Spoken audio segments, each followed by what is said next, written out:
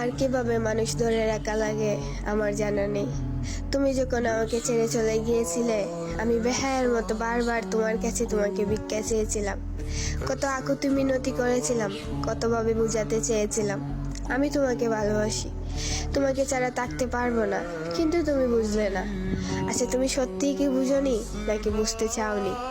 তুমি যখন শেষবার আমাকে বলেছিলে ভালো থেকো, কথার উত্তরে বলেছিলাম আমি তোমাকে ছাড়া বাঁচতে পারবো না, আর তুমি নির্দ্বিধায় বলেছিলে বাঁচতে না পারলে মরে যাও, এতে আমার কিছু যায় আসে না। এই কথা শোনার পর আমি আর তোমাকে ধরে রাখার চেষ্টা করিনি, কিন্তু বিশ্বাস করো আমি সত্যি ভালো নেই। তোমাকে ছাড়া বাঁচতে বাঁচতে আমি ক্লান্ত হয়ে গেছি।